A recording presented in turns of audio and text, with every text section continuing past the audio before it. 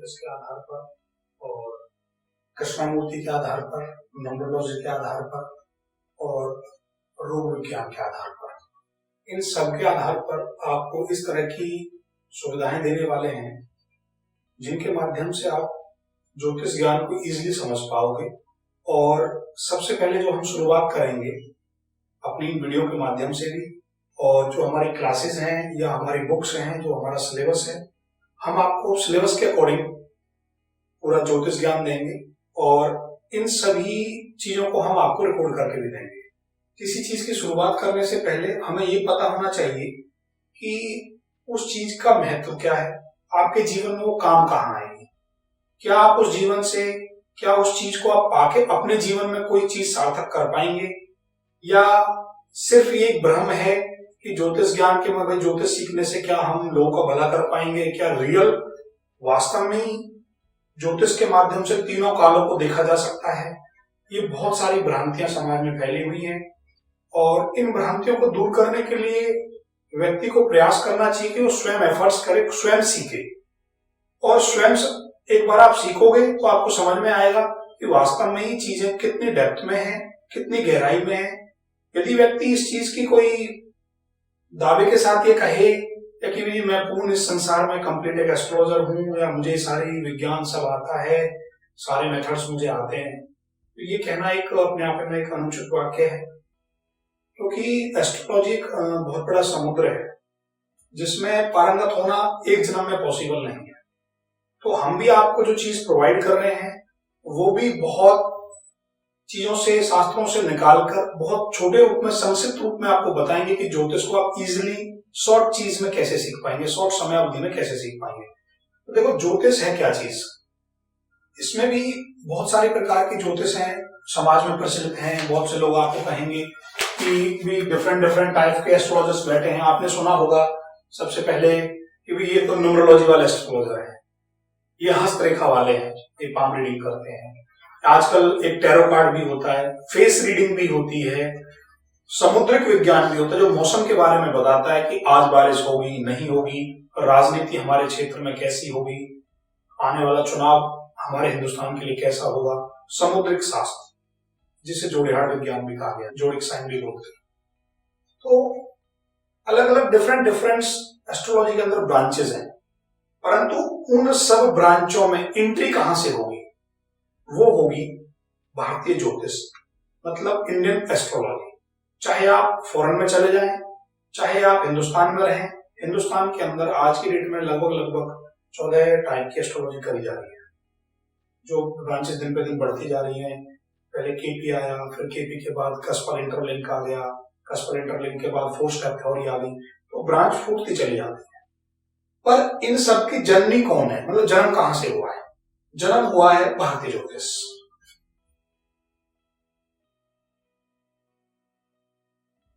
भारतीय ज्योतिष वो जननी है जिसमें से ये सभी की सभी ब्रांचेस आपकी निकली है। तो मैं आपको एस्ट्रोलॉजी के माध्यम से ये चीज आपको बताना चाहूंगा कि सबसे पहले यदि किसी चीज में भी पारंगत होना है तो सबसे पहले आपको बेसिक्स पता होना चाहिए उस चीज की। तो अब हम आपको बेसिक्स में एंटर करा रहे हैं और बेसिक्स आपको बताने जा रहे हैं। भारतीय ज्योतिष का मूल आधार, हमारा जो ज्योतिष है, एक तरह के आपको बता दें, जिन्हें हम ग्रह बोलते हैं, वो पिंड है। उन पिंडों की अगर आप नॉलेज रखोगे, उनकी मूवमेंट क्या है, कितना प्रकाश है, कितनी गति से वो चलते हैं, कितने समय अवधि में वो पृथ्वी का एक चक्कर लगा देते हैं, तो टोटली ये एक साइंस है जिसके माध्यम से सिर्फ हमें ये चीज कैलकुलेट करनी है कि वो कितने फास्ट मूवमेंट में एक राशि में रहते हैं, कब एक राशि चेंज कर लेते हैं, एक राशि में समय अवधि क्या है, उनको जो नक्षत्र है वो क्या चीज है, वो सब आपको बेसिक्स में बताएंगे। तो भारतीय ज्योतिष के अंदर जो आपके लिए जो गेम तैयार करा गया है वो किस चीज का गेम है, भारतीय ज्योतिष में मिलता क्या है, पहले आपको सबसे पहले समझना पड़ेगा। जोड़िक बहचक्र, बहचक्र का मतलब है आपको जिस उपग्रह पे आप रह रहे हो उस उपग्रह में कितने सोलर सिस्टम है, कौन उसका चंद्रमा है, कौन उसका उसको कौन रोग प्रकाश कौन दे रहा है, उसका गुरुत्वाकर्षण फील्ड कितना है। तो बहचक्र का मतलब है जो आप अपनी पृथ्वी को आप रह रहे हो, उस पृथ्वी पर कैसे उसको डिवाइड किया गया है, जोडिक साइन को कैसे हमने राशियों में डिवाइड किया है, तो वो बहचक्र है। बहचक्र के बाद आपको, बहचक्र की नॉलेज के बाद आपको पता होना चाहिए ग्रह। ग्रह यहां बहुत से लोग पिंड को भी बोल देते हैं। फिर ग्रह के बाद एक शब्द आता है राशि, राशि के बाद एक शब्द आता है नक्षत्र, और नक्षत्र के बाद एक वर्ड आता है उपनक्षत्र। ये आपको इन चीजों के बारे में नॉलेज होनी चाहिए, तो आप इस भारतीय ज्योतिष की बारीकी को समझ पाएंगे। ग्रह, राशि, नक्षत्र एंड उपनक्षत्र। और आज के युग के अनुसार आजकल उप नक्षत्र भी चल गया है। ये सारी चीजें आपको बिल्कुल बेसिक्स हैं, ग्रह, राशि, नक्षत्र, उप नक्षत्र, उप नक्षत्र, ये आपको पता होना चाहिए। तो आप इन चीजों को अगर आप समझ लोगे तो भारतीय ज्योतिष का नॉलेज हो जाएगा। तो हम आते हैं अपने चैप्टर पर। आज जो हमारा प्राथमिक प्रथम चैप्टर है, उसमें हम आपको बिल्कुल बेसिक चीज आपको बता रहे हैं। सबसे पहले मैं आपको आज जानकारी दूंगा बहचक्र क्या चीज है, बहचक्र होता क्या है। देखिए, बहचक्र की मुख्य परिभाषा क्या है, आप मुख्य परिभाषा लिखना चाहें लिख लें, और अगर समझना चाहें समझ लें। देखिए, बहचक्र का मतलब है सूर्यवृत्त, सूर्यवृत्त, सूर्यवृत्त, ये नाम है सूर्यवृत्त। जो बहचक्र है सूर्यवृत्त, टोटल हमारा ये पूरा चाप कंप्लीट 360 यहां से यहां तक लंबा है। बहचक्र सूर्यपथ पर वृत्ताकार, तो टोटल लंबाई कितनी हो गई इसकी वृत्ताकार की? 360 डिग्री। तो जो पृथ्वी है वो कहने के लिए बोल देते हैं कि कितनी वृत्ताकार पर फैली हुई है, 360 डिग्री पर फैली हुई है। तो बहचक्र हमारा सूर्यवृत्त पर 360 डिग्री लंबा और चौड़ा कितना? 15 डिग्री। 360 डिग्री ये लंबा है, 15 डिग्री ये चौड़ा है, ठीक है। और जो इसका पाथ ऑफ मूवमेंट है, जो हम इसमें मूव करते हैं, वो डायरेक्शंस हमारी आउटर जो बाउंड्रीज है, ये वृत्ताकार जिसे हम बोल रहे हैं, ये बाउंड्रीज आपके रोटेशन पाथ है, इस पे हमें घूमना है, इस पे चलना है। सभी प्लैनेट्स को इसके इर्द गिर्द घूमना है, यहां वो मूव करेंगे इस तरह से, ऐसे अंडाकार बनता चला जाएगा, ठीक। तो बहचक्र का मेन कंसेप्ट क्या है और मेन से इसको समझना क्या है? समझना इसका सबसे इंपॉर्टेंट बात यह है कि बहुत से लोगों को, आपको बता दूं, आज तक इस चीज का एक क्वेश्चन है और बहुत से लोग इसमें कंफ्यूज भी हैं। जैसे मैं पूछूं आपसे कि जी ग्रह ऐसे चल रहे हैं या ऐसे चल रहे हैं, मतलब क्लॉकवाइज चल रहे हैं या एंटी क्लॉकवाइज चल रहे हैं? इस चीज का आंसर कोई कठिन नहीं है, परंतु समझने की चीज है, उसको समझना है कैसे। ग्रह क्लॉकवाइज भी चलते हैं और एंटी क्लॉकवाइज भी चलते हैं। एक समय में ग्रह सीधे भी चलते हैं, उल्टे भी चलते हैं, जब ही तो हमें उस चीज का परिणाम मिलता है। दो पिंड के बीच में जब घर्षण होगा या वो अट्रैक्शन फील्ड्स के पास से गुजरेंगे, उस समय पृथ्वी पर ज्यादा उथल पुथल होती है। यदि ग्रह सब अलग अलग राशियों में पड़े हो ना, अभी से प्रेडिक्शन शुरू हो रही है, लिख लेना। यदि किसी जन्म कुंडली में, और ये बात कोई नहीं बताएगा, लिख लो इसको, यदि जन्म कुंडली में ग्रह अलग अलग भावों में पड़े हों, डिफरेंट भावों में बिल्कुल, तो जीवन में ज्यादा प्रॉब्लम नहीं आती, शांति से जीवन कट जाता है। आपने देखा होगा जिन लोगों के कुंडली में ग्रह एक राशि में कुछ ज्यादा पड़े होते हैं और मतलब आपस में एक दूसरे से जुड़े हुए, जुटी हुए पड़े हुए होते हैं, तो उनके जीवन में ज्यादा उथल पुथल आती है। तो कुंडली का सबसे बेस्ट निचोड़ क्या है? पहले दिन ये समझ लो भारतीय ज्योतिष का, यदि किसी के जीवन में बैलेंस है, वो ज्यादा ना तो इधर होता है ना इधर होता है, ना ज्यादा मतलब उसे पैसे से ज्यादा खुशी है ना हुआ, सामान्य जीवन है उसका, अच्छा जीवन है, गुड जीवन है, तो उसके ग्रह सभी राशियों में 12 भावों में फैले हुए बैठे होंगे, वो बैलेंस होगा, वो आपके प्रलोभन से ना जल्दी अट्रैक्ट नहीं होगा। तो ये पहला नियम है। तो अब मैंने क्लॉकवाइज एंटी क्लॉकवाइज क्यों बोला? जैसे फॉर एग्जांपल समझने के लिए, मान लो सूर्य, गुरु और शनि क्लॉकवाइज चल रहे हैं, राहु केतु हमेशा एंटी क्लॉकवाइज चलेंगे, वो उल्टे चलेंगे, ये ऐसे बढ़ेंगे वो ऐसे बढ़ेंगे, ठीक।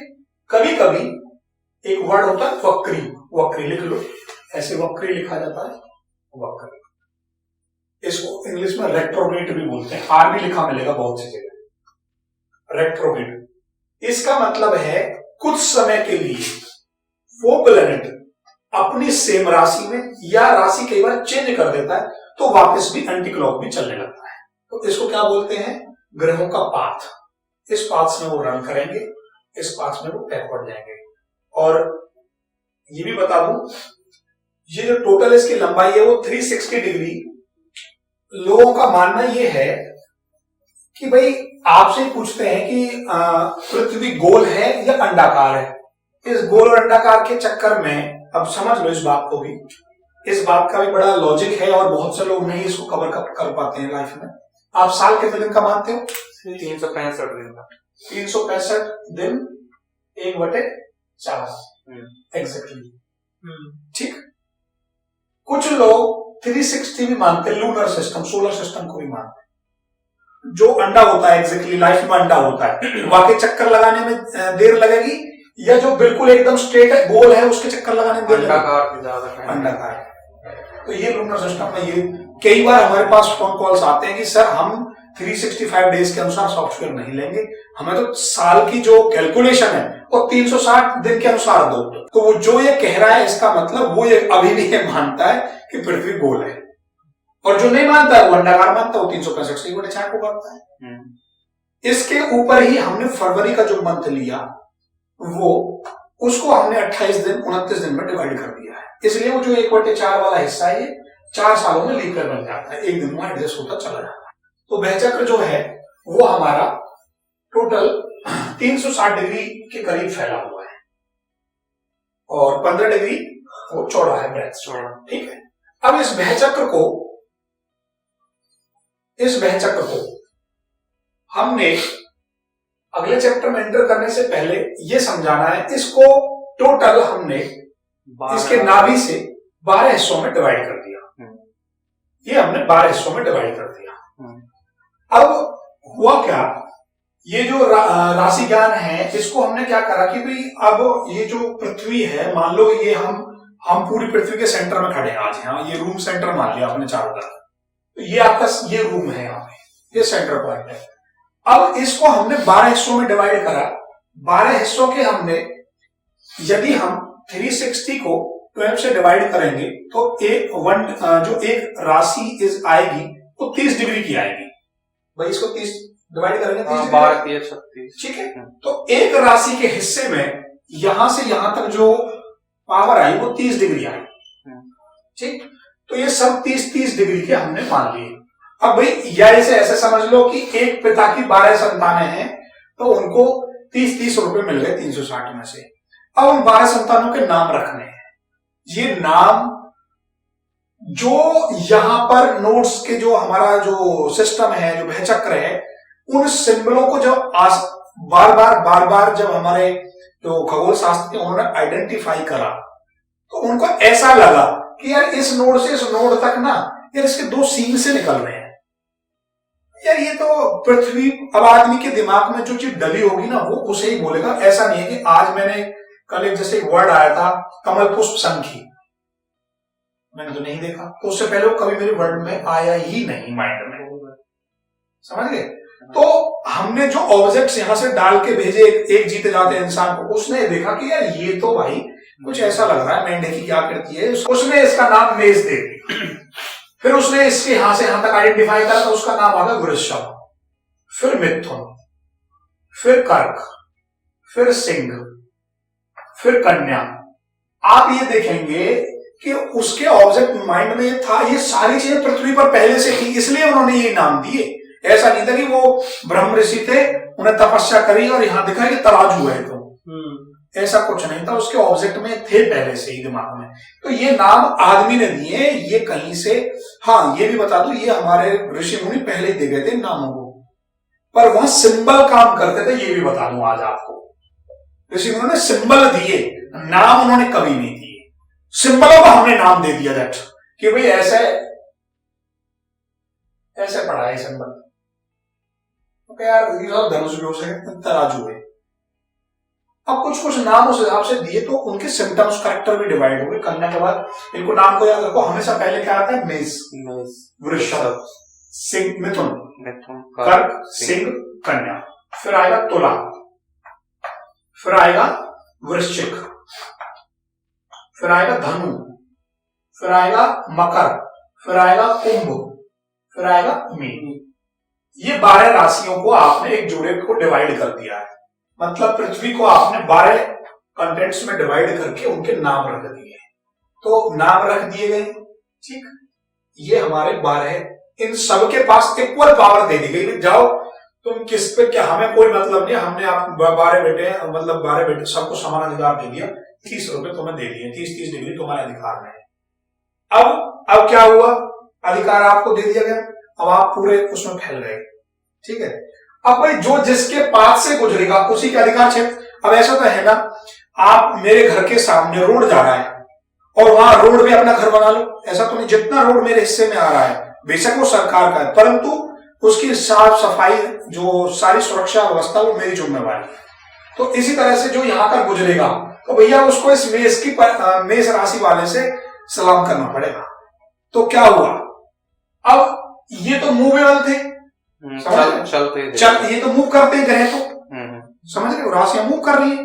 तो भाई जो जो जिस पास पे उस, अब सूर्य के प्रकाश, अब ये यहां सूर्य का प्रकाश है, ये सूर्य है, जिस भी राशि जो सूर्य के प्रकाश के सामने आएगी, मैं वहां से एक मूवेबल को डाल दूंगा। यहां से प्रकाश तो कांस्टेंट है, जैसे थिएटर मूवी में चले जाओ आप, तो क्या है, वो पीछे से एक प्रकाश डाल रहा होता है, रील चल रही हो तो दिखती रहती है। ऐसे ही ये सूर्य है, यहां नोट्स पे जो भी राशि गुजरेगी उस समय, उस दिन वो महा बोला जाएगा। कैसे? अभी इस चैप्टर में आएगा, ये सूर्य की समय अवधि में आएगा। इतना समझ लो, सूर्य जिस भी पॉइंट पर, वो पॉइंट हमारा फिक्स होता, सूर्य हमेशा उसी कांस्टेंट पे डालेगा। ये मूवेबल है राशि, तो जब ये राशियों के मूव करने से ऋतुएं बदलती हैं, ये राशियां बदलती रहती हैं, ऋतुएं चेंज होती रहती हैं। आषाढ़, सावन, भादो, क्वार, तो ये हमारे भारतीय ज्योतिष के नाम है। इन्हीं के आधार पर ही पहले ये नाम चलते थे पॉपुलर। पहले कह रहे थे भादो आ गया, अब क्वार आ गया, जेठ आ गया। हाँ, तो ये महीने नहीं थे इंग्लिश वाले नहीं थे। तो इनके नाम कहां से आए? एक पूर्णिमा होती, पूर्णिमा, एक अमावस्या। पूर्णिमा और अमावस्या का मतलब क्या है? पूर्णिमा का मतलब है उजाला पक्ष, ठीक है, जहां आपको चंद्रमा पूरा दिखेगा। अमावस्या में बेस्ट नहीं दिखेगा। ये 15 दिन, ये 15 डेज के 2 पक्ष, ये इसको शुक्ल पक्ष भी बोलते, इसको कृष्ण पक्ष बोलते हैं, ठीक। ये 2 पक्ष।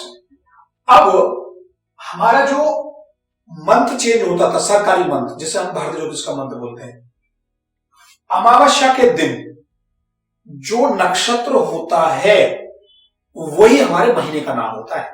जैसे मान लो अमावस्या के दिन, उस दिन ज्येष्ठ नक्षत्र आएगा, बहुत बड़ी कैलकुलेशन है, तो उस दिन अगला जो महीना स्टार्ट हो रहा है वो जेठ स्टार्ट हो रहा है, ज्येष्ठ, समझ गए। अगर यहां पूर्वा भाद्रपद नक्षत्र आएगा तो भादो स्टार्ट हो जाएगी।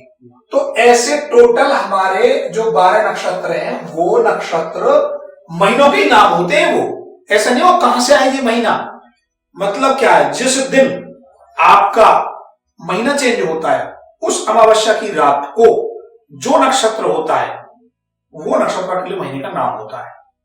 ये बहुत बड़ा सिम्टम्स ऑफ लॉजिक है, ये हमने नहीं बनाया, ये सब ऋषि महर्षि देके गए थे हमें। तो हम ये नहीं कह सकते, अगर हम इसको बनाते तो भाई साहब ऐसा हो ही नहीं सकता कि यार कमाल है, वो नक्षत्र अपने आप ऑटोमेटिकली 30 दिन के बाद कैसे जनरेट होकर अपने आप आ जाता है। ये पॉसिबल नहीं था अगर हम इसको किसी भी तामझाम से बनाए, नहीं बन सकता। तो ये तो ऋषि महर्षि ऐसी गणना कर गए कि वो नक्षत्र ऑटोमेटिकली आएगा और महीना बदल जाएगा, समझ गए। तो उन 27 नक्षत्रों में से 12 नक्षत्र महीनों के नाम भी होते, अभी आएंगे। तो अब हमने ये देखा कि इसको 12 डिवाइड में डर दिए, यहां से प्रकाश डलता है, वो जो प्रकाश जिस पे भी डलेगा वो राशि दिखने लगती है 15 दिन के। तो कहते हैं सूर्य उस राशि में होता है। ये हमारा यहां तक का समझ में आया कि राशि ज्ञान क्या है। तो 12 राशियां टोटल हमारे पास, 360 चौड़ा वो है, 15 डिग्री उसकी चौड़ाई, सॉरी लंबाई 360 है। अब इन राशियों के हमने नाम रख दिए। अब होता क्या है, जब एक गांव में जनसंख्या बढ़ जाती है कि भाई अगर 10, 20, 50 लोग रहने लगे हैं, तो सिंपल बड़ी कॉमन सी बात है, तो उनमें से 2, 2, 4, 4 ग्रुप भी बढ़ जाते हैं कि भाई यार मैं यू मेरे ग्रुप का आदमी है, मैं आगे ग्रुप का आदमी हूँ, मेरे ग्रुप का आदमी, तो 12 राशि हो गई। तो इन्होंने क्या करा यार, यार अब क्या है कि मेष वाला तुला वाले से बात नहीं करे, मेष वाला तुला वाले से बात नहीं करे, तो इनमें आपस में फ्रैक्चर हो गया। तो अब इनके ना प्रॉपरली इन्होंने क्या करा, ये ग्रहों के अधीन कर दिए कि ये ऐसे ना मानेंगे तो लड़ मरेंगे आपस में, इनको ऊपर एक राजा बनाते हैं। तो इनको एक राजा प्रोवाइड कर दिया कि भाई कौन कौन को कैसे प्रोवाइड करें। अब हमारे पास 9 प्लेनेट, वैसे कहने के लिए बता दूं, और कब से, अब से नहीं, आप मतलब आपसे पूरा 5000 साल पहले का जो पारसरसी की वो है, अब वो उठा के देखिए, वहां भी 9 प्लेनेट्स का वर्णन किया गया है। और ये लोग आज यूरेनस, नेपच्यून और प्लूटो को ढूंढते हैं, जिसका उन्होंने कहा है कि साइलेंट में रहेंगे हमेशा, वर्किंग प्लेनेट 9 ही रहेंगे हमेशा। आने वाले टाइम पर ये भी बता दूं, आज से अभी इस वीडियो के माध्यम से, एक समय ऐसा आएगा जिस समय प्लूटो, नेपच्यून और यूरेनस, इनकी भी वैल्यू बताई जाएंगी ज्योतिष में बहुत बड़े लेवल पर।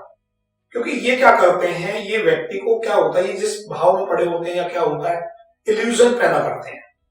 राहु एक वर्ड होता है, जैसे राहु काल की बात चल रही थी। राहु काल क्या है, उतनी देर के लिए व्यक्ति के माइंड पर कुछ समय के लिए मतलब उसको ना सही डिसीजन नहीं लेने देता है। राहु काल में क्या होता है, भ्रांति ज्यादा हो जाती है, या उसका दिमाग का ऑरा एक्सटेंड हो जाता है, वो डिसीजन नहीं ले पाता है। तो ये सारी चीजें आपकी वहां चलती रहेंगी। अब हमारे पास 9 प्लेनेटों का उदय हुआ। 9 प्लेनेट कैसे आए हमारे पास, तो उनका एक सीरीज हम बना के आपको दे रहे हैं, वही याद रखना है हमेशा। सबसे पहले के, शुक्र, सूर्य, चे, मैं, राहु, से, वो, ये सीरीज हमेशा याद रहेगी। कैसे याद करनी है, देखो, के सु सु, के सु सु, चे में रा, गु से गु, के फोर केतु, सु फोर शुक्र, सु सूर्य, चे चंद्रमा, में मंगल, रे राहु, गु गुरु, से शनि, व बुध। ये हमारे ग्रहों के नाम हुए, ठीक है।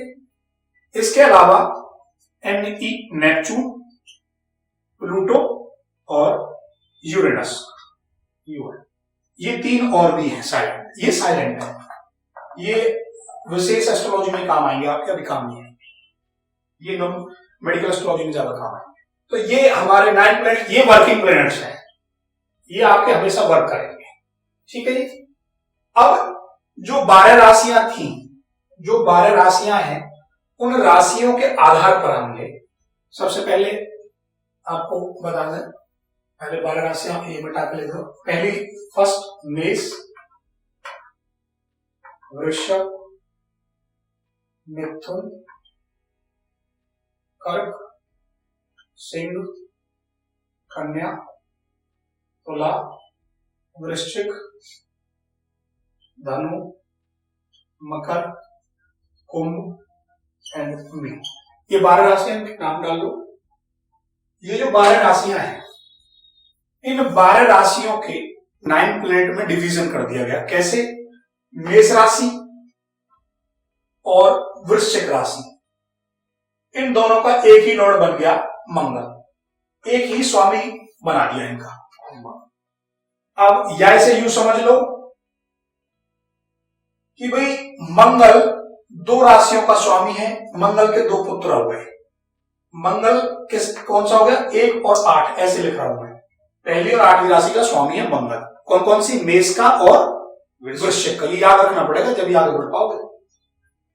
दूसरी और 7वीं, इसका और इसका स्वामी कौन हो गया? शुक्र। ठीक। दूसरी और 7वीं राशि का स्वामी कौन है? शुक्र। शुक्र। तीसरी और 6वीं राशि का स्वामी कौन है? बुध। यहां तक तो ये सिंपल है। देखो वैसे भी एक सिम्टम्स आपको बता दूं, पहला 8वां, दूसरा 7वां, तीसरा 6वां, यहां से पकड़ के ये ऊपर वो नीचे। ठीक। अब जो चौथी है, ये राशि कर्क का स्वामी है चंद्रमा, और चंद्रमा और सूर्य के पास दो दो राशियां नहीं है, सिंगल सिंगल राशियां हैं। ठीक, इनको एक एक राशि दी गई। सिंह का स्वामी कौन हो गया? सूर्य। तो ये अब धनु 9 और 12, ये वाले, इन दोनों का स्वामी कौन हो गया? गुरु। और इन दोनों का 10 और 11 का स्वामी हो गया शनि। ठीक है। अब इसमें जो मेन क्वेश्चन उठता है जिसे आप सोल्व नहीं कर पाओगे वो ये है, दो जैसे ग्रह 9 है, ग्रह 9 है, लेकिन ये तो 7 काम कर रहे हैं, 2 कहां गए? दो जो हमारे राहु और केतु हैं, उनको हमने, इसको डीप समझना है, राशियों में स्थान नहीं दिया है। राशियों में राहु केतु को हमने प्लेस नहीं दिया है। ठीक है। राहु केतु की जो एंट्री है वो डायरेक्ट नक्षत्रों में हमने दी है। अब ये चीज यहां से एक बात बड़ी स्पष्ट करती है कि भाई हमने उसे राशियों में क्यों नहीं दिया और नक्षत्रों में क्यों दिया। आप जब इससे अगला चैप्टर पढ़ोगे तो उसमें नक्षत्र की बात आपके सामने आएगी। नक्षत्र क्या है? राशियां ओनली एक जस्ट क्या काम करेंगे ये बता दूं आपका, शीशे का काम करेंगे। शीशा, कैसा भी शीशा हो सकता है। और जो नक्षत्र होगा वो बल्ब का काम करेगा। अब जो बल्ब जलेगा शीशा तो उसे रिफ्लेक्ट करेगा। इसका मतलब वैल्यू किसकी ज्यादा हुई? नक्षत्र। हमेशा राशि जो होती है, ये 12 राशियां हैं, इन 12 राशियों के ऊपर अधिकार है 27 नक्षत्रों का। इन राशियों के स्वामी होते हैं। ठीक है। वो हमने 7 में ही डिवाइड करे, 7 प्लेट के अंदर ही। राहु केतु को छाया ग्रह माना गया था। वो जो मैं आपको ये समझा रहा था जब, तो ये जो नोड्स होता है हमारा, ये आउटर नोड्स, पृथ्वी पर आउटर नोड्स होते हैं। इस नोड्स पे जो कट लगता है, अपर कट्स ऊपर का राहु होता है, लोअर कट्स केतु होता है। ठीक है। तो ये एक तरह से मतलब किसी के प्रतिबिंब से बनी हुई प्लेनेट है। ये ओरिजिनल प्लेनेट नहीं है। इनको हम छाया ग्रहों में लेते हैं। और हमेशा ध्यान रखना, जीवन में कंफ्यूजन की ज्यादा वैल्यू होती है। अगर आपको इजी कोई चीज समझ में आ जाए ना तो फिर तो सब मसाला है, ओके। और जहां आपको थोड़ा कंफ्यूज रहोगे, परेशान रहोगे, आप हो गया आज का दिन बहुत बेकार गया, समझ कुछ नहीं आया। तो ऐसे टाइम पर कुछ ना कुछ आपके ऊपर जो इल्यूजन प्लेनेट मैंने बोले थे उनका कहीं ना कहीं रोल रहता है। राहु का, केतु का, यूरेनस प्लेनेट, वो सब आएंगे इसमें। कहीं ना कहीं वास्तव में ही हमने देखा है कि व्यक्ति को पाथ से भ्रमित करने में छाया ग्रहों का बहुत बड़ा रोल रहता है। तो ये जो रोल है वो सबसे इंपॉर्टेंट रोल ये है कि राहु केतु एक छाया ग्रह है। इनको हमने सीधा सा मतलब ये कह दिया कि राशियों को छोड़ दिए, आपको तो मेन में लेके आते हैं। आप बाहर वाली इंडिया में मत जाओ, आप अंदर में आओगे। अंदर क्या चीज है, आपको नक्षत्रों में एंट्री देते हैं। उनको मेन नक्षत्रों में एंट्री मिल गई और वहां पर उस तरह से एंट्री मिली जिस तरह से ग्रहों को एंट्री मिली। तो इस हिसाब से तो ग्रहों से ज्यादा पावरफुल इनको दे दिया। यस, ग्रहों से कहीं ज्यादा पावरफुल नक्षत्र होते हैं और नक्षत्रों को दे दिया। ये तो एक देखो, अभी आपको बताऊं, ये तो एक मोटा एक राशि हो गई। इसमें मतलब एक राशि 30 डिग्री की है। ठीक है जी। यू गांव है पन्याड़ा को, ठीक है। अब उसमें मैं पूछने लगूं कि भाई कौन सा गांव है ना, पन्याड़ा को। तो वैसे यहाँ महेश कहाँ रहता है, किसका लड़का है, तो क्या होगा, दैट पर्टिकुलर आइडेंटिफिकेशन, ये हाउस नंबर है, उसके पिताजी का नाम ये है। तो ऐसे ही जब उस राशि में 30 डिग्री है, उस 30 डिग्री को भी हमने पर्टिकुलर बिल्कुल सही ब्रांचेस में डिवाइड कर दिया। एक राशि के अंदर 2.25 नक्षत्रों का एंट्री करा दी। 2.25 नक्षत्रों को एक राशि के अंदर कह दिया कि आप जाओ। तो एक नक्षत्र कितनी वैल्यू लेके बाहर निकला, 13 डिग्री 20 मिनट। 13 degree 30 minute. दूसरा नक्षत्र कितनी देर का होगा, 13 डिग्री 30 मिनट का। अब इन दोनों को जोड़ोगे कितने हो गए, 26, 40। समझ गए। और आधा वो जो 1/4 बचा वो कितना बचा, अब यहां मैथमेटिक्स लगाओ। 30 में से ये घटा के बताओ आप मुझे, 30 डिग्री में से 26, 40 घटाओ कितना बचा जी, करो कैलकुलेट। तो ये अभी शुरू में ही आपको आना चाहिए। 30 में से 30 डिग्री में से 26-40 घटाओ, 360 बताइए। ये तो गलती है, ये कैलकुलेशन। 20 1 डिग्री, आप देखो ये डिग्री है 30 डिग्री, यहां से ऊपर से इधर इधर लोगे तो मिनट आएगा, तो कितनी मिनट जाएंगे इधर? 60 हो गई। तो जो हमारा 1/4 हिस्सा होता है उसको बोलते हैं 3 डिग्री 20 मिनट। तो एक नक्षत्र के पास पावर कितनी आ गई? 13 डिग्री 20 मिनट। तो ये सारा कुछ हमारे पास 12 राशियां आई। 12 राशियों को हमने, उनके राशि स्वामी आपको बताए, वो राशि स्वामियों को हमने जो है राहु और केतु को उसमें साधारण नहीं दिया गया है, उनको नक्षत्रों में दिया गया है।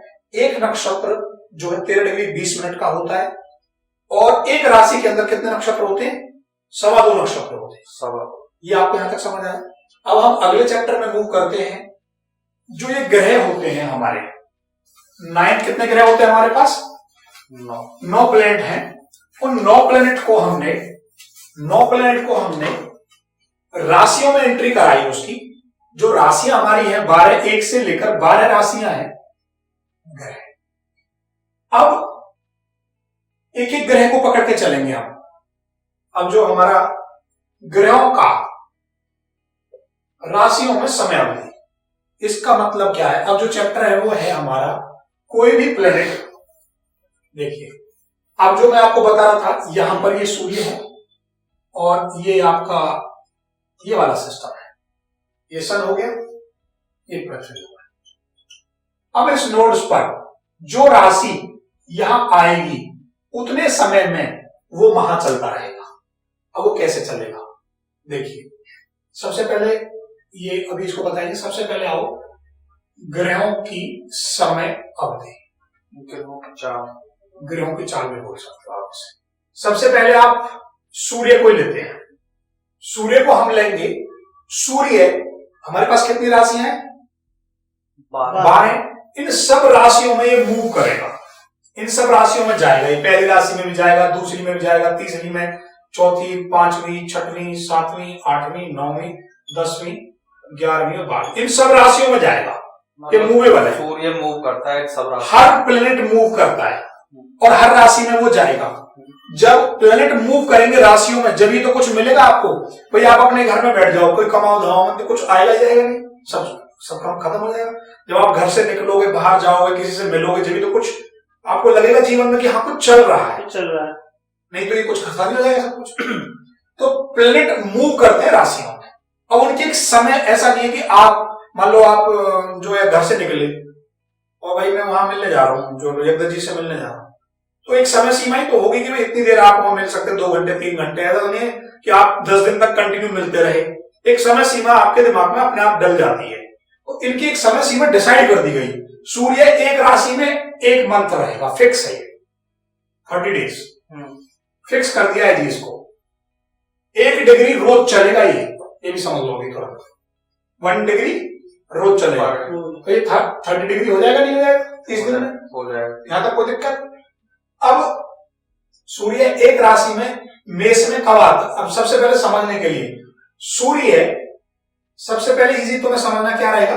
मकर संक्रांति। मकर संक्रांति कब आती है? 14 जनवरी। ठीक। सूर्य मकर मायने मकर राशि, संक्रांति मायने जो है हमारा जो लाले में खेलती है उसको संक्रांति। जो 10वीं राशि में सूर्य 14 जनवरी को आएगा। कितने दिन रुकेगा? 1 महीने। 1 महीना। तो समझने के लिए इसे हमने 14 जनवरी से लेकर 15 फरवरी तक का कर दिया। 15 से 15 चलाएंगे समझने के लिए। ठीक। तो ये आपका फिक्स हो गया ब्लॉक। अब ये यहाँ मकर राशि में है। मकर के बाद कौन सी राशि आएगी? कुंभ। तो कुंभ का कब से कब तक रहेगी? 15 से और 15 फरवरी से 15 मार्च तक। 15 फरवरी से 15 मार्च। अगली कौन सी राशि है?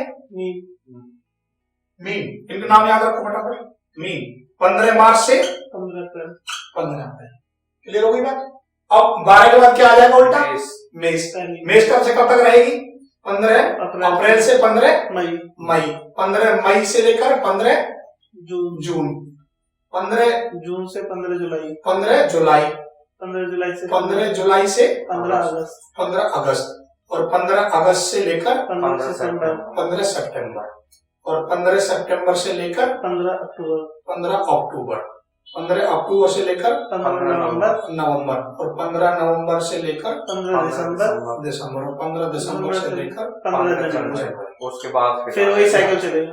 यानी तो ये हमने सूर्य की एक फिक्स एग्जैक्ट वो बता दी कि भाई अब आप ये जानो, अब हमें कुछ जानने की जरूरत नहीं है। आपका कौन से महीने का जन्म है? 22 फरवरी का। इनका 22 फरवरी का जन्म है। सिर्फ इतनी सी बात से हम इनके बारे में प्रेडिक्शन कर सकते हैं। 22 फरवरी का जन्म है, सूर्य कौन सी राशि में होगा? कुंभ राशि में। कुंभ राशि में होगा। 15 फरवरी ये जो है ये रहा 22 इसके बीच में पड़ेगी नहीं पड़ेगी? हाँ जी। तो कौन सी राशि में? कुंभ राशि। कुंभ। सूर्य इनका कुंडली में कुंभ राशि में होगा। मतलब इसमें हमें सूर्य को देखना होता है कि उस हमने जब जन्म लिया है जिस उसमें है कि सूर्य कौन सी जगह पे उस टाइम पे, ये देखना पड़ेगा। हाँ, कौन सी राशि में? कौन सी राशि? फिर कौन सी राशि में हो गया वो? अब मान लो किसी का 20 सितंबर का जन्म है तो सूर्य कौन सी राशि में हो गया? 6 नंबर कन्या। कन्या। किसी का मान लो 15 अप्रैल का है तो कौन सी में हो गया? 15 अप्रैल का ये वो वहां से टेबल आपका। हाँ, टेबल। 17 नवंबर कौन सा हो गया? नवंबर कहाँ आ रहा है? नवंबर वृश्चिक। 15 नवंबर से 15 दिसंबर वृश्चिक में आता है। तो ये जो मैं पढ़ा रहा हूं, अब यहीं से एक और एस्ट्रोलॉजी फूट गई तुरंत। जो फॉरेन में एस्ट्रोलॉजी चलती है वो पढ़ा रहा हूं। वो कौन सी राशि मानेंगे? वो चंद्रमा जिस राशि में बैठा उसे राशि नहीं मानते। सूर्य जिस राशि में बैठा होता उसे राशि मानते, जो आप अखबारों में पढ़ते हो। अगर आपका जन्म 20 सितंबर का है तो वो क्या बोलेंगे? हमारी कन्या राशि है जी। अगर किसी ने बोल दिया 17 नवंबर का जन्म है तो फॉरेन में जो अखबार में आप प्रिंट करते हो जो वो ये बोलेंगे आपकी वृश्चिक राशि है। वो वृश्चिक राशि के अनुसार प्रेडिक्शन देगी। वो साइन पत्ती को मानते हैं। साइन पत्ती सूर्य, निर्यन पत्ती चंद्रमा पत्ती। 2 पत्तियां हैं, निर्यन एंड साइन। ठीक है, हम कौन सी पत्ती पे काम करते हैं? निर्यन पत्ती, चंद्रमा पत्ती पे काम करते हैं। अभी वो आगे पढ़ाई जाएगी। ये फॉरेन पत्ती है। वो इसी के आधार पर ही प्रेडिक्शन कर देते हैं, इतनी छोटी सी बात के ऊपर। इससे आगे वो घुसना ही नहीं, डर गए कि हाले यहां में तो ब्लास्ट हो जाओ, इतना पढ़ लियो तो पागल हो जाओगे आप। चंद्रमा में पढ़ो, 2.25 नक्षत्र में पढ़ो, फिर वहां में जाओ, वृश्चिक में जाओ, फिर उनके ठीक है। ये इस हिसाब से अभी मैंने आपको सिर्फ एक सूर्य के बारे में बताया। सूर्य 1 महीने की राशि में रहता है, मूवेबल होता है, 12 राशियों में घूमता रहता है। और कहां से कहां तक आ जाएगा ये अपना पूरा हर राशि में एक फिक्स समय अवधि दे दी अब आपको। तो अब आप 1 मिनट में कई दिन पूछ के ये बता सकते हो वास्तव में, जब आप थोड़ा सा और पढ़ोगे, यहाँ पे कौन सा, हाँ पूछते हाँ बेटा कौन सा महीना हो जाना है? मैं कह रही मेरे 15 दिसंबर को। 15 दिसंबर बोलते आपको क्या लगना चाहिए तुरंत 1 मिनट में कि भाई जनवरी ये रहा, इसका धनु है सूर्य। अब जब मैं आगे पढ़ाऊंगा ना तो आपको पता होगा सूर्य धनु राशि में कैसे रिजल्ट देता है। उसी के आधार पर ही ना आप 5 चीज बता सकते हो और ये बोल सकते हो कि वास्तव में वो चीजें सही निकलेंगी आपकी। अगर मानो किसी का तुला राशि में सूर्य है तो आप कह सकते हो आप बीमार ज्यादा रहोगे, हड्डियों के संबंध जीवन में प्रॉब्लम ज्यादा होगी और आपका कॉन्फिडेंस मनोबल थोड़ा डाउन रहता है। आप अच्छे लोगों की संगति करेंगे क्योंकि सूर्य तुला राशि में नीच का होता है। ऐसे ही वृश्चिक में जाओगे वो साथ मित्र का हो गया, फिर कॉन्फिडेंस तुम्हारा बहुत बढ़िया, अग्रेशन डाउन रखा करो, वो पूरी जिंदगी ऐसा ही बनने वाला। सूर्य कुछ तो देगा ना। सूर्य क्या है? सूर्य कौन? आत्मबल है। सूर्य हमारी फिजिकल बॉडी है। अभी जब आगे पढ़ोगे 2 चीज आएंगी। एक होता है आत्मकारक, ठीक है। जब हम इनको पढ़ेंगे, चंद्रमा मन का कारक होता है। चंद्रमा किस चीज का होता है? मन चंचल होता है। चंद्रमा चंचल है, मन। और सूर्य किस चीज का कारक है? फिजिकल बॉडी, आत्मकारक, आत्मा का कारक है, सोल का कारक है।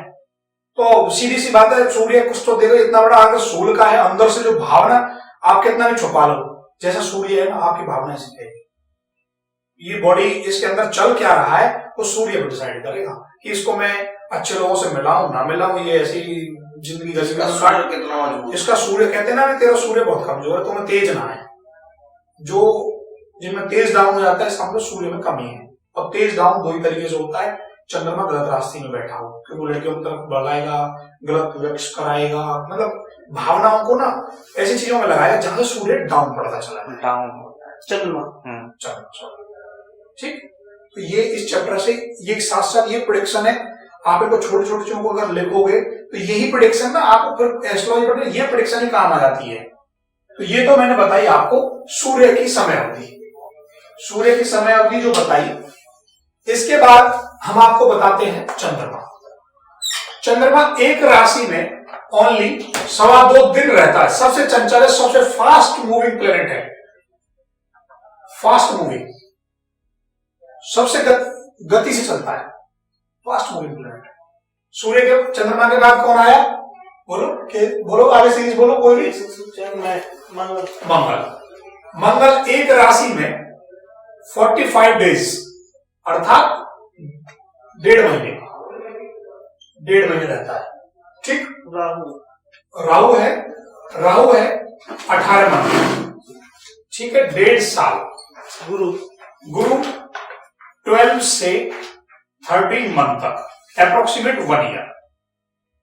ठीक। शनि, और जो शनि है वो है टोटल हमारा 30 मंथ्स, 2.5 साल।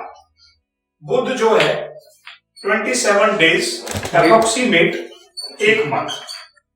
2.5 साल रहता है या 2.5 महीने शनि है? शनि 2.5 साल। सबसे ज्यादा स्लो मूविंग है ये, सबसे ज्यादा एक राशि में रहता है, सबसे ज्यादा टाइम लेता है। ये तो कहते हैं ना शनि से चढ़ो लगे तो वो क्या उतरता भी आसानी से, इतने 7.5 सालों में उतरता है अगर किसी चढ़ जाए तो। ठीक है, तो 7.5 इसी से बोलते हैं। ठीक। उनके बाद क्या रह गया? केतु 18 मंथ, यही वाला सेम है, 1.5 साल। ठीक। तो ये प्लेनेट की एक समय अवधि है, एक राशि के टाइम में कितने समय में एक राशि में रहेंगे।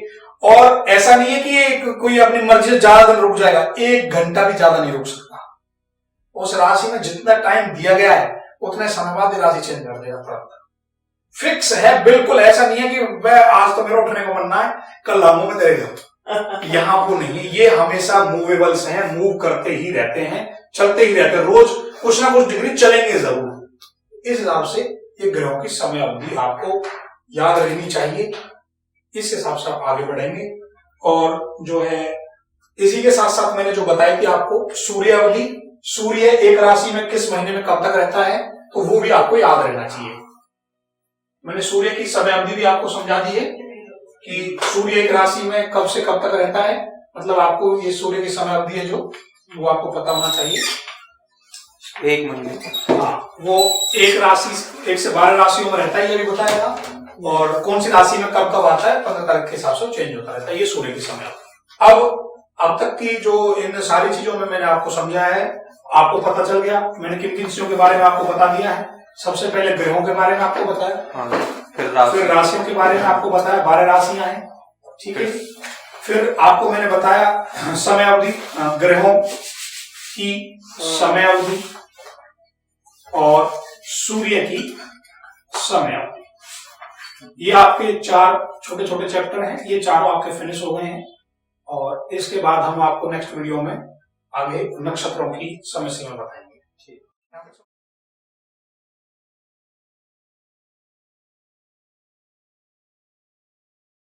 ये ग्रह भी, जैसे मान लीजिए मैं आपके घर में आऊं और हो सकता है मैं आपको मित्र समझ के आऊं बट आप मुझे शत्रु मानते हो, या मैं भाई साहब सुनील के घर जाऊं या किसी अननोन आदमी जैसे घर चला जाऊं जो मुझे इंटरनली शत्रु मानता हो, तो ग्रहों की भी ऐसी पोजीशन होती है कि इस राशि में ये अपने आप को बेटर फील करते हैं। भाई इसके घर में आ गए तो यार वो अच्छा इंसान ना, चाहे वो अच्छा हो पर मेरे स्वभाव के अकॉर्डिंग आपका नेचर मैच नहीं कर रहा, तो मेरे लिए आपके बेकार हो गए। तो ऊंच ग्रह कौन सी राशि में? उच्च, नीच एंड सम।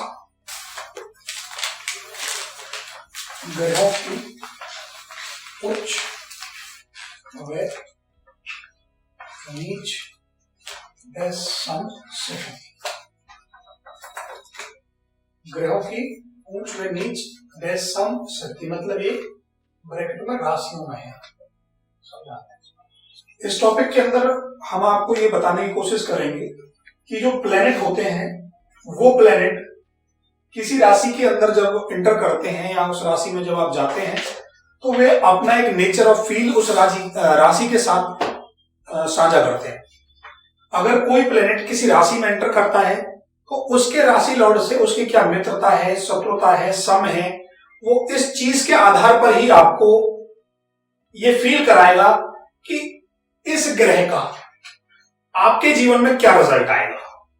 तो प्रेडिक्शन यहां से भी स्टार्ट की जा सकती है। कोई ग्रह जिस राशि में होता है उस राशि स्वामी से उस ग्रह का क्या संबंध है। राशि स्वामी मतलब समझ गए आप, राशियों के लॉर्ड जो है, जो राशि स्वामी है, उनसे उस ग्रह का क्या संबंध है। तो ये भी आप देखेंगे कि उन ग्रह अगर उन राशि स्वामी में जो पड़ा हुआ है अगर उसका मित्र है तो उस भाव के, उस राशि में जो पड़ी हुई जो भाव है उसके रिजल्ट आपको अच्छे मिलेंगे। जैसे फॉर एग्जांपल के लिए देखिए, सबसे पहले हम बनाते हैं, चार्ट बनाते हैं। सूर्य, ये मैंने यहां ग्रह ले लिए, ठीक, ये मैंने इसकी उच्च अवस्था ले ली, ये मैंने इसकी नीच अवस्था ले ली, और ये मैंने इसकी सम माने न्यूट्रल, ठीक है जी। ये मैंने 3 अवस्थाएं ले ली, और एक और ले लीजिए स्वग्रही। स्वग्रही का मतलब होता है अपनी राशि का, समझ गए, अपनी राशि का। फिर मैंने 4 अवस्थाएं इस तरह से ली हैं। यहां प्लेनेट लेंगे, वो उच्च का है या नीच का है, सम है या स्वग्रही, क्लियर। सबसे पहले सूर्य को लेते हैं। अब एक चीज जो मैं साथ साथ बोलूंगा वो आपके दिमाग में फिट होती चली जाएगी, और एक ऊंच नीच क्यों थे, थोड़ा सा पौराणिक सिद्धांत है, साइंटिफिक नहीं कह पाऊंगा उस बात को। सूर्य को हमने राजा माना है, सभी प्लेनेटों का कौन है, किंग है, राजा है। सूर्य सबको पता है अपनी राशि कौन सी, सूर्य की सबसे पहले अपनी राशि कौन करिए, सिंह, वेरी गुड। सिंह राशि इसकी अपनी है 5 नंबर। सूर्य मेष राशि में उच्च का होता है, मेष राशि में उच्च का होता है 1 नंबर में। मेष राशि कौन सी होती है, मेष का स्वामी कौन है, मंगल को क्या माना गया है, सेनापति।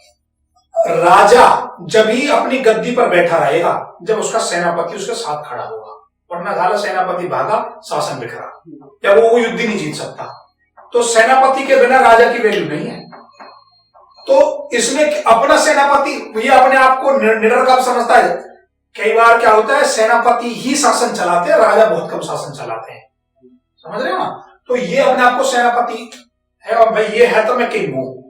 तो ये किस राशि में है, मेष, ठीक।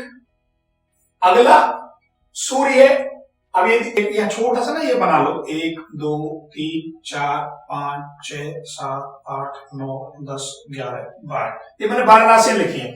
देखो ये उच्च का है इस राशि में सूर्य, तो अपने से वर्ड यूज कराता है सम सप्तम। सम सप्तम का मतलब यहां से 7वीं राशि, अपने इटसेल्फ को काउंट करना होता है। 1 2 3 4 5 6 7, ये भी इसके लिए उच्च है, ये इसके नीच हो गया। तुला में क्या हो गया, ये नीच का हो गया। तुला में क्या हो गया, तुला राशि में नीच का हो। तुला का स्वामी कौन हो गया, शुक्र हो गया, ठीक। सीधी सी बात है, अगर राजा भोग विलास स्त्रियों में पड़ जाएगा, व्यसन में पड़ जाएगा, तो वहां की कोई वैल्यू, धीरे धीरे दिन पे दिन पे सब ऊर्जा भी नष्ट हो जाएगी, सारा कामकाज भी ठप हो जाएगा। तो बोला गया राजा को अगर किंग बनना हो तो सेनापति से मिले, और अगर दरिद्री बनना हो जीवन में तो भोगविलास में पड़ जाओ। और ये ही प्रेडिक्शन है। सीधी सी जीवन में आधार बना लो। अगर आपको ऊपर उठना है तो आप किससे दोस्ती करोगे, मौजूदा व्यक्तियों, समाज के सेनापतियों से, जो आपको कुछ दिला सकें, करवा सकें ये। और अगर आप भोगविलास में चले गए, आप सेक्सुअलाइजी में चले गए, सेक्स टाइप में चले गए, या आपका मन इन चीजों, शुक्र प्रधान चीजों में चला गया, तो आप दिन पे दिन डाउन होते चले जाओगे। सम का मतलब होता है, अब ना मैं आपका मित्र हूं ना मैं आपका शत्रु हूं, समझे। उसमें कोई कंडीशन नहीं, ठीक हो जी मैं सम हूं, आप प्रेशर पे कहो कहेगा तो मैं कर दूंगा, ना तो पड़ी जाएगी। मतलब ये क्या है, न्यूट्रल होते हैं, इनके कोई इनका दिक्कत नहीं होती। तो चंद्रमा क्या है इसका, न्यूट्रल है। गुरु क्या है, न्यूट्रल है। ए ग्रुप में बना लो सूर्य, चंद्रमा, मंगल and Guru, A group. B group में बना लो शनि, शुक्र और राहु एंड केतु, और बुध हो गया न्यूट्रल, ऐसा बना लो, ठीक है। ये ए और बी ग्रुप मैंने बना लिया। अब देखो ए ग्रुप वाला सूर्य था, ये इसके सब सम हो गए, जो मित्र शत्रु में आ रहे मित्र बच गए, सब यहाँ जो ऊपर के रह गए वो सब न्यूट्रल हो गए, बुध भी न्यूट्रल हो गया यहाँ पे। ठीक है, क्लियर हो गई जी बात, तो दिक्कत। सूर्य का कौन सी राशि होती है? सिंह राशि। उच्च का किसमें होता है? मेष। नीच का अपने से सम सप्तम हो गया। तुला। अब ये फॉर्मूला फिक्स हो गया, अपने से सम सप्तम हमेशा उच्च और नीच होता है। अगर यहाँ ये उच्च, यहाँ उच्च का है तो यहाँ नीच होगा, यहाँ नीच का है तो यहाँ उच्च का होगा। सूर्य के बाद कौन सी बात आई? चंद्रमा। चंद्रमा ले लो जी। चंद्रमा की अपनी राशि कौन सी होती है? कर्क।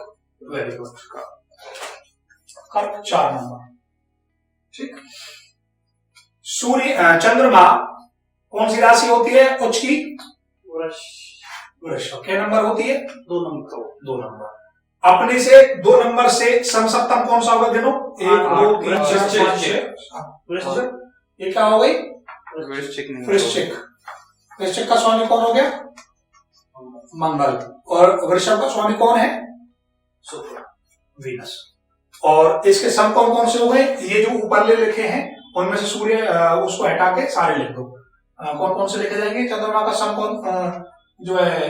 मंगल और गुरु। मंगल, गुरु और सूर्य। शुक्र नहीं आएगा इसमें, और बुध भी इसका सम हो जाएगा।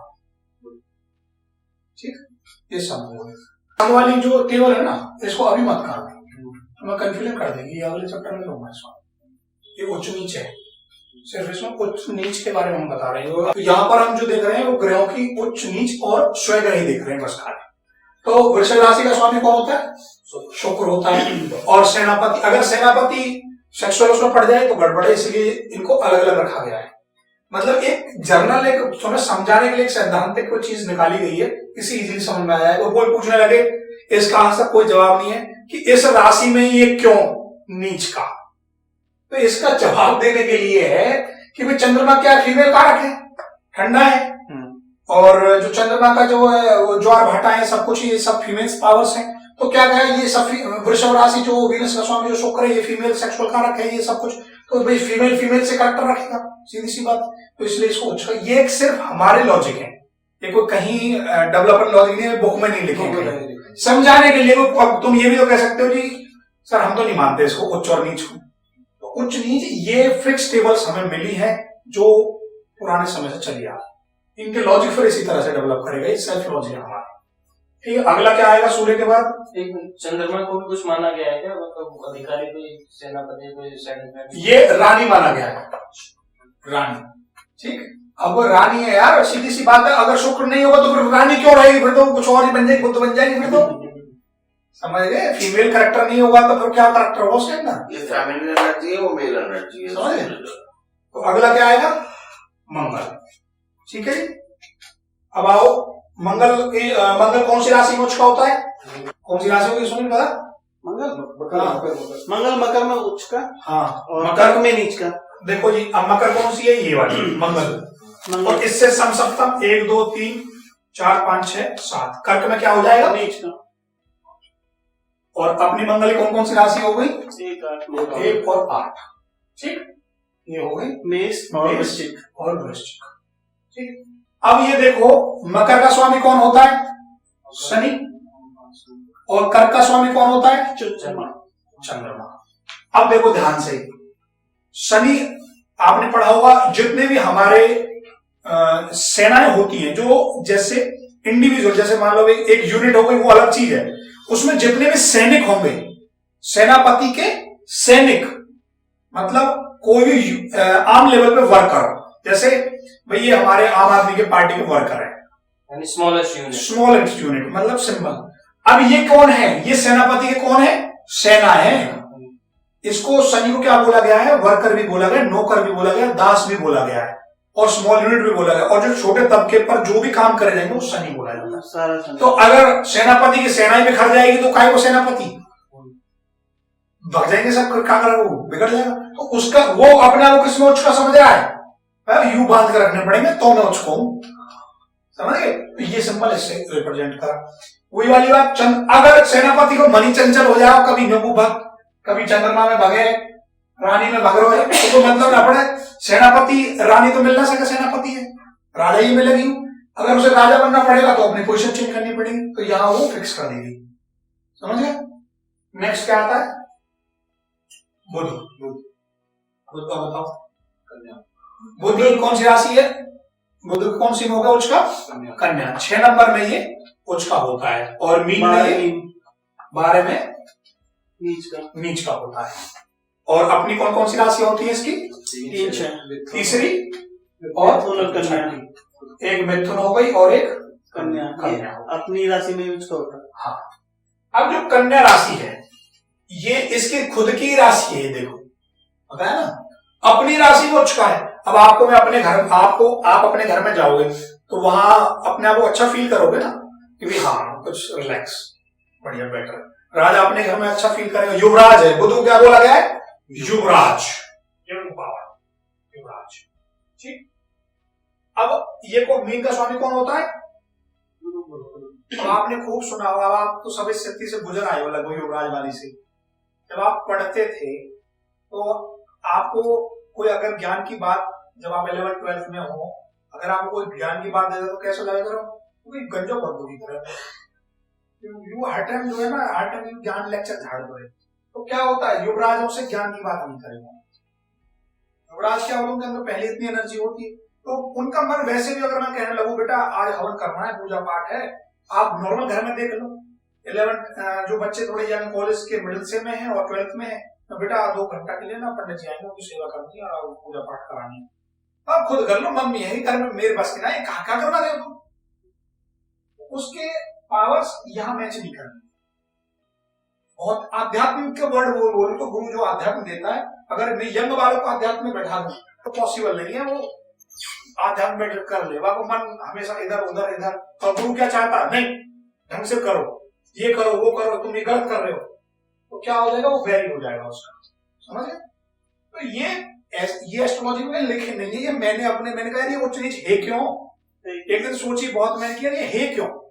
एक दिन ऐसे ही सोचता रहा सोचते झटिए सौपन कर दी, ऐसे मन में किया, नहीं तो युवराज है, युवराज को कहा मतलब ज्ञान के। ये सब अपने सेल्फ जनरेटेड, कहीं पूरी हिंदुस्तान किसी एस्ट्रोलॉजी में ये चीज नहीं मिलेगी तुम्हें, पर ये मेरी खुद है। अब हो सकता है गलत भी हो सही भी हो, पर समझाने का तरीका ऐसा ही बना मुझे, तो ठीक लगा। अगला क्या है? गुरु। अब देखो याद करने का तरीका, गुरु मंगल का अपोजिट है, तो ये क्या आ जाएगा? गुरु 4 नंबर कर्क यहाँ आ जाएगा, 4 नंबर क्या आ जाएगा? यहाँ आ जाएगा। कर्क का स्वामी चंद्रमा हो गया। कर्क राशि में गुरु उच्च का होता है, और उल्टा मकर में क्या हो जाएगा? नीच का हो जाएगा। ठीक। और गुरु की कौन सी राशियां होती है? 9 और 12। कौन सी होती है 9 में? कन्या। ठीक। अब गुरु के बाद क्या आ जाएगा? शुक्र। शुक्र की अपनी कौन सी राशि होती है? 2 तुला और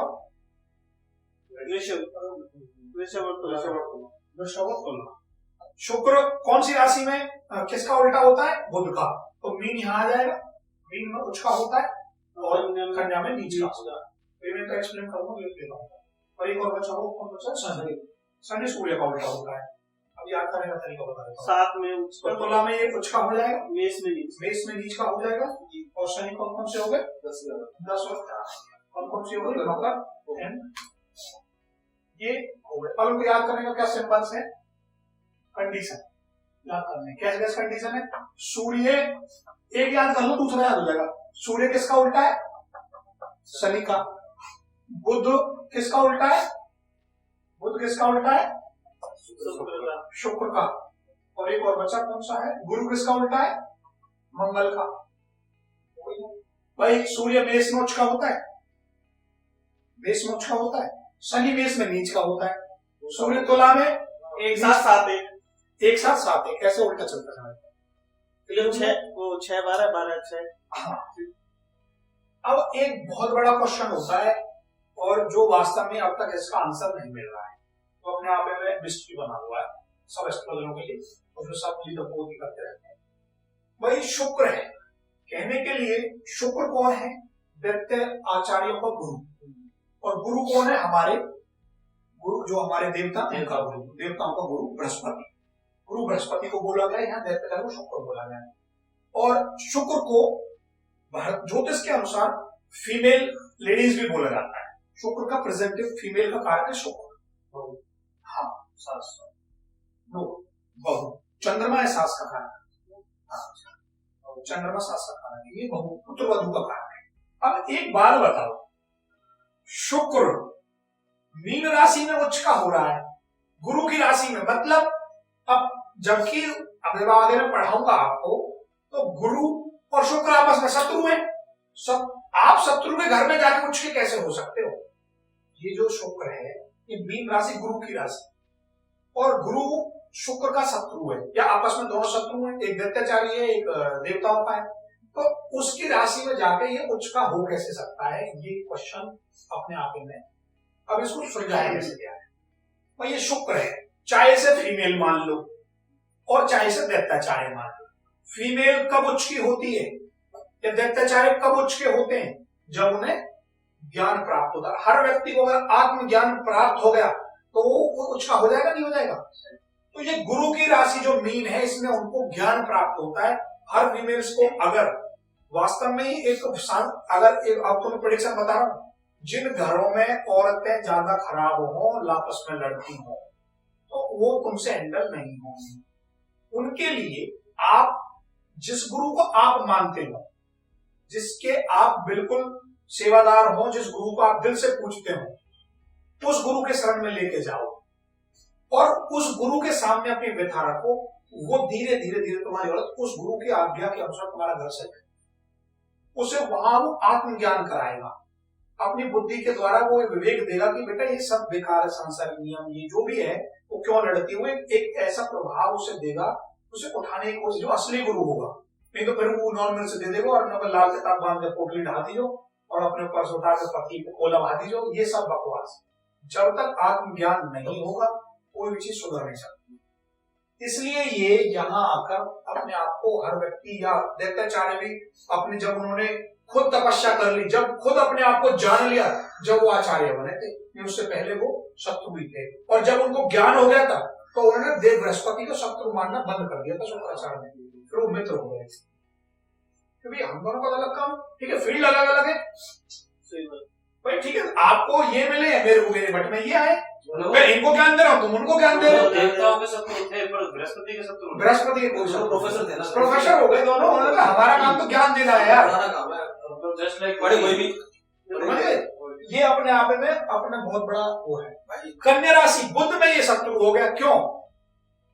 वो युवराज है और ये कौन है? गुरु। अब इसको दोनों तरह समझ लो, दैत्यों का गुरु समझ के कर लो और चाहे फीमेल समझ लो। अगर युवराज 12वीं क्लास में आपका बच्चा लेडीजों को चक्कर में फंस जाएगा तो क्या होगा? नाश हो जाएगा, नहीं हो जाएगा? और अगर वो शुक्राचार्य, अगर वो ज्ञान की बात करेंगे तो कोई भी एनर्जी की बात करेंगे उससे, तो क्या कहेगा है अभी मेरा टाइम आप ज्ञान की शुद्धि नहीं करेगा उस समय। तो ये पूरी एस्ट्रोलॉजी कहीं नहीं लिखा, जैसे मेरे दिमाग की खोज है बस कि चलो ऐसे समझाई जा सकती है।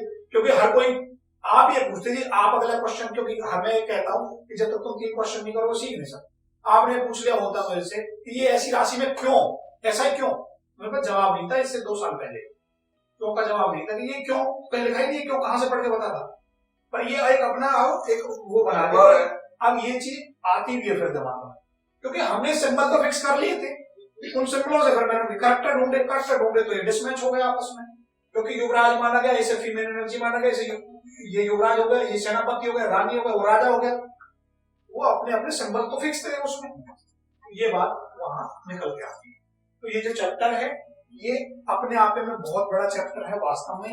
अगर आपने किसी प्लैनेट की राशि के अनुसार उसे उच्च नीच और स्वराशि समझ लिया तो आप ये प्रेडिक्शन करने लायक हो जाओगे कि कोई प्लैनेट जिस राशि में पड़ा है उसके साथ हमारा क्या संबंध रखता है। सूर्य अगर तुला राशि में किसी कुंडली में पड़ा हुआ है तो जो उसका रिजल्ट आएगा, तुला राशि नीच की होती है, तो सूर्य उस राशि उस जातक को खराब रिजल्ट देगा। सूर्य का अब क्या क्या, अब आगे बढ़ाऊं, कारक क्या होता है? सूर्य किस किस चीज का कारक होता है? फिजिकल है, बॉडी है, नेतृत्व क्षमता है, राजनीति है, मान सम्मान सब कुछ करता है, वो सब डाउन कर देगा क्योंकि वो नीच राशि दुबला पतला होगा, निस्तेज होगा, ये होगा, समझे कॉन्फिडेंस की तो कमी इसके होगी। अनुसार जब ये चीज हम देख लेते हैं तो इसके ये सब जो आप बढ़ाई जा रही है ये प्रिडिक्शन के लिए टूल दिए जा रहे हैं आपको कि प्रिडिक्शन करने से पहले ये हथियार आपके साथ होना चाहिए। तो युद्ध में जाना है तो हथियार चलाना तो आना चाहिए। तो आप एस्ट्रोलॉजी सीख रहे हैं तो पहले उसके बेसिक टेबल आपको कराई जाए। जी